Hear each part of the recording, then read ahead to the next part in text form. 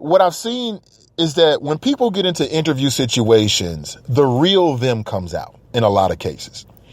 And what I mean by that is perhaps Sheriff Clark was trying to shout down Don Lemon because he was afraid that if Don Lemon was able to ask him some questions, he might make him look dumb. And some people react to situations like that, to interviews like that. For instance, hell, we just saw that with Baby in the Breakfast Club. That was about his anxiety about answering questions and being interviewed by those cats who do the Breakfast Club. You know, Charlamagne the God, Angela Yee, DJ Envy. So instead of sitting down and answering the questions, he go in there big boy style talking about, are we finished or are we done? All three of y'all. Yeah, okay, I see right through you, homie. Basically, you're nervous about the interview. So again, I have to watch it. I'll watch it later on today to see. Let's see what I can pick up from it. Wanda writes, "Is it raining?" Yes, off and on. How long will you be there? Question mark. It's a good question. I'll be here at least until tomorrow. And perhaps we'll broadcast live tomorrow. Again, there's an event later on tomorrow that I really like to be at, so I might even be here till Wednesday. Okay, but I'm kind of playing it by ear. I will say this, is that if you're a protester and you can't even get to the convention, that's number one. And when I say you can't get to the convention, what I mean is you can't even get within 2 blocks of the convention. The convention center, the Quicken Loan Arena Center. You can't even get to it. So if you're going to protest, you're going to end up protesting way, way, way on the outskirts where you're way, way, way removed from any of the vital situations. So unless the protesters were able to get media credentials and they use their media credentials to get inside and then start protesting, they're not going to be inside the Quicken Loan Arena. It's just they can't get there. And it's set up so that they can't even be across the street from the Quicken Loan Arena. You can't even get across the street from that without, a special badge. So literally, they would have to be 2 blocks away, 3 blocks away, around the corner. Hey, they may be able to barely even see the Quicken Loan Arena if they're going to do a protest. So I'll keep my eyes open for that, Brian. That's a very interesting question. Daryl writes, it's the arena where the Cavs play at, Trace. Yes, Quicken Loan Arena, a.k.a. the Q. Brian writes, does he not get that he's just another Negro to some people? He goes in trying to show off to his white buddies. He reminds me of Sam Jackson's character in Django, Uncle Tom Sheriff. Uncle Tom Sheriff? Now listen, if you never saw Django, I'm going to say this again. I tell this to everybody. It's worth it just to see Sam Jackson. It's worth it. Sam Jackson played the best house Negro that I've ever seen in any film ever. He was almost an extension of the character played by Leonardo DiCaprio. It was like an extension of him. I personally believe that he should have been recognized for his excellence in that role. But the role was so polarizing that I understood why he did not. Uncle Tom Sheriff. That's hilarious. That fake ass Sheriff Clark is a puppet. That's all. Nathan, what is the Q? Oh, okay. Yeah, the Q is the Quicken Loan Arena. I'm sorry. Been watching so many Cleveland Cavalier games, and they always refer to it as the Q that I just said it and figured that people understood what I was talking about. No, the name of the arena is the Quicken Loan Arena. Of course, Quicken Loans is how the owner of the Cavaliers and also the casino in Cincinnati, the Jack Casino, they got a Jack Casino in Cleveland, is Dan Gilbert. And yes, he's the same man that basically wrote that runaway letters, that runaway slave letter after LeBron James left Cleveland and went to Miami. Yeah, same dude. What else is popping? Reading your chat. What's up, B? It's got rain clouds there. Loving this, man. I love the technology that's available to you in these days and times. Currently 9:42 a.m. Not in the Queen City. If you're listening, I am not in the Queen City. I am currently in Cleveland, and I am here for the Republican National Convention. And so far, everything has been great. Had a great time. Got some great food downtown. I stopped at some place right across the street from the Quicken Loan Arena. And they sell like tacos and rum. And for whatever reason, at that particular tequila, not rum, tacos and tequila. And I thought, damn, that might be a great, interesting combination. So as a grown man, I had to check it out. It was great tacos, by the way. Don't even remember the name of the place. Let's see. Brittany writes, right at Deanna, we just had a huge church convention the week of the 4th of July. Our parking was between $5 and $20. Yeah, you know how it is. Yeah, listen, I would love to own one of these parking lots downtown Cleveland, downtown Cincinnati. It's got to be unbelievable money because people have to park their cars and you can charge whatever you want to. Is there any regulation on those? Is there some kind of local governmental entity that regulates how much they charge for parking? I'm sure there's something. Brian writes, I really hope you can get an interview with Clark. Please let us know if you do. You listen, you'll know first. Trust me, you'll know first. And if it's any way, listen, if I'm walking down the Quicken Loan Arena in one of the corridors and he's walking the opposite way, I'm going to stop, introduce myself and try to get that interview. Absolutely. No doubt about it. And I'm going to tell the man to his face, just like I told the former sheriff of Hamilton County, Simon Lease, that your brain is full of bubbles. I'm that dude. And yes, that did happen. I told him to his face at a meeting event.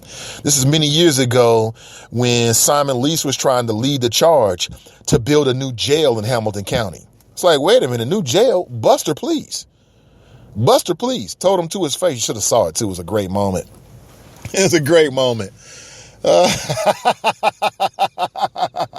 It tickles me now when I think back and think about that moment because you should have saw his face. And if you doubt what I'm saying, ask Sam Malone. He was actually there. I don't know if he heard it. I thought he did. But Sam Malone was at an event. I was at an event in West Side many years ago. I had heard that Simon Lease was going to be doing a public conversation about the idea of building a new jail. So what did I do? I went over there and did exactly what I had in mind to do. And what was so interesting is afterward, there was numerous West Siders who came over to me and wanted to debate. I heard your show, Old Straight Bar E. It was so fun. It was so much fun. I had a great time with that. But I told him, I said, listen, man, Simon, your brain is full of bubbles if you think that we need a new jail. Why should that be a priority? And it tickled the hell out of me. It tickled the hell out of me. What else is popping? I mean, it's been really so many things. Oh, yeah. In Cincinnati, there is conversation about the possibility of building a marina on the river. That's the Ohio River. And because I don't have a boat, I'm player hating against it. I ain't got no damn yacht. I don't have no yacht to tie up. I don't even have like a fake boat to put in the water. I seen Akeem, he was playing with a speedboat over at that dirty ass pond in Eden Park, playing in that dirty ass water. Stop it, Akeem. I don't even have one of those kind of boats. So I'm player hating on the idea of a marina. However, after visiting the marina, it's something called the North Harbor here in Cleveland. And it's where the Rock and Roll Hall of Fame is. If you've never gone to before, it's actually on the lake. You can look out the window or walk around the back. I mean, that is an absolutely picturesque place because they've got this grassy knoll. Never thought I'd use that phrase, but literally it's a grassy knoll. And on one side, it leads into the marina, and literally you can see the little docking spaces for boats, yachts, whatever. On the other side, as you go up the hill, I'd say in the distance, about 1,000 feet or so, you can see downtown Cleveland. You've got the skyline, beautiful skyline. So I go look to my left, I see this beautiful skyline of downtown Cleveland, all lit up at night. And to my right, you've got this beautiful marina. And let me tell you something, folks. It was a party going on down there at the marina. The way they set it up is like several man-made peninsulas. You know what a peninsula is? A peninsula is a body of water that's covered. It's a body of land that's covered by water on three sides. So kind of imagine that. And it's man-made. And literally there was a concert on this little peninsula. It's damn near like an island, but it's not an island. It's a peninsula. And you can walk from out onto the marina, out onto this peninsula, and they've got a club down there. They got all these venues. I mean, it was quite amazing. And so I'm looking at this thinking, man, this would be kind of fly if we had something like that on the river in Cincinnati. So I don't know. Maybe I've got to look at the plans and hear more details about this marina. Again, I don't have a yacht, so I'm player hating against it. But in terms of a possible, entertainment avenue, that could be pretty fly. I mean, what they got in Cleveland is quite amazing. And I'm not trying to talk Cleveland up, but man, I mean, they've definitely cleaned some things up in advance for the Republican convention. Quite amazing. If you ever come to Cleveland and you get a chance to maybe like go to the Rock and Roll Hall of Fame, it's right next to like the science building. Not sure what that means exactly, but there's two buildings right together. And go over there and check it out. I mean, just amazing. And this man-made peninsula was big enough to have a full concert stage where you could have 1,000 people down there. It's big enough so that can be going on. They still got all these walking spaces where people are walking their dogs and riding on bicycles past you. And it was also the place where they had all the food trucks. And literally there must have been a dozen food trucks, at least.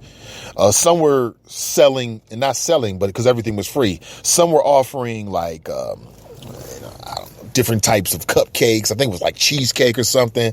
I didn't stop over there. All types of different cuisine from different palettes, Asian food. I ate some kind of meatball. I don't know what the hell it was. It was good as hell. Pizza, you name fish. You name it. It was absolutely a good time. And then the fireworks exploded. Again, I've got images up on my Facebook page. Check it out for yourself. It was absolutely amazing. Dale writes, but Nate, Cleveland has a big lake that can support a marina. Cincinnati got a nasty creek, not fit for a marina, straight up. I'm with you, but think about if we need some more entertainment spaces on the river. We need that. Like, we don't have enough. There's not enough spaces where you can go down there, maybe walk out onto a man-made peninsula, party. And not just party, but it could be used for multiple venues and multiple events. So maybe you got something like a family thing. I mean, think about this. If you live in Cincinnati, think about Washington Park being on the river, okay? It's like a man-made peninsula. And then it's right there with everything else. You got the Freedom Center, you got the Red Stadiums. It was kind of like that kind of vibe, okay? Only I could look out and see the lake. I could almost see Russia. That's a Sarah Palin joke, in case you didn't get it. Deanna writes, damn, Nathan, bubbles? Yes, I told him he had bubbles in his head.